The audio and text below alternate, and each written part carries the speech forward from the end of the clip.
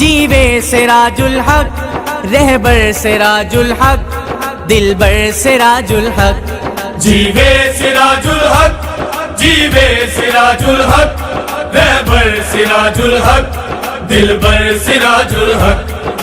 तू वतन का जानिसार, तेरे जानिसार हम, तू अवामी रहनुमा, आवाम तेरे हम कदम। जीवे सिराजुल हक, जीवे सिराजुल हक, रहबर सिराजुल हक।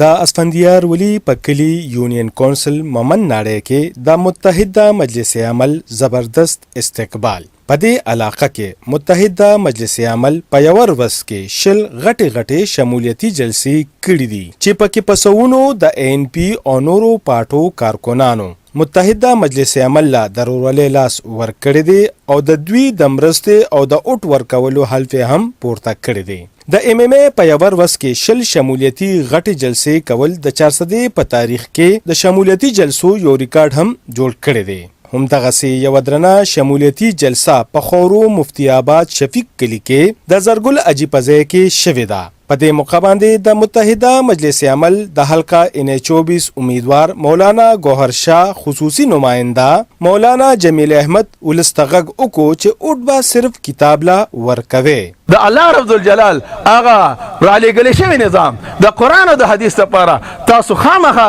شپه ورځ بیان یو کې او د 25 تاریخ نه مخکې موږ ته نتیجه وروي چې موږ په دې پی کې 58 او ان 24 باندې ما سوا د مجلس عمل نه بل لیډر نه منو، بل امیدوار نه منو او موږ چې مهر وو نو موږ کتاب ته وو. په دې شمولیتي جلسه کې د دې جلسې مشر ملما پخوانی منسٹر او د حلقه پی کې 58 د ام ام ای امیدوار حاجی احسان الله اویل چې د ټوله ضلع 400 کې په 2 کالو کې څومره ترقیاتي کارونه او خدمت چې ما د خلکو او د دې ولس کړی دي د نورو پارټو په شریکه په 15 کالو کې هم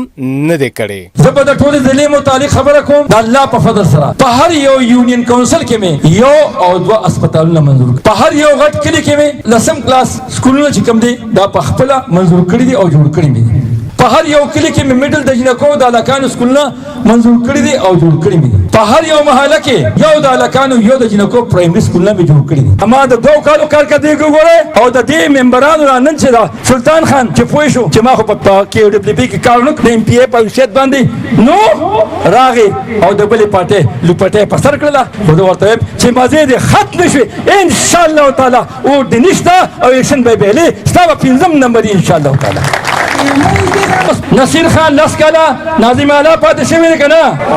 او د هغې نه علاوه 15 کاله سید خان د دې علاقې پی پاتې شوی دی که نه او دا اوس دور چې کوم د پی ټي آی چې دې پکې سینیر نایب صدر دا زمون خان چې کوم دی 15 کاله حکومت پاتې شوی دی که نه 15 کاله شو 15 کاله یو خو ته د 2 کالو کارکردګي ښیم او د هغې د 15 کالو کارکردګي ما ته وښیي ما ته د مفتی آباد کې د دې جګ برابر کار وښیي زه به ورته سیاست کوم. دا د یهودو د نسوارو د هغوی د جنټانو او د علماء حق په منځ کې چې کومه مقابله دا سړي ساته دومره خدمت بدل وکړو کله چې خدای پاک کامیابی را او کله چې خدای پاک دغه تورس ان شاء الله تعالی دومره خدمت وکړو چې دا خانان به ان شاء الله دا باقی عمر په خپل کور کې تري ان شاء الله سیاست ته منډه.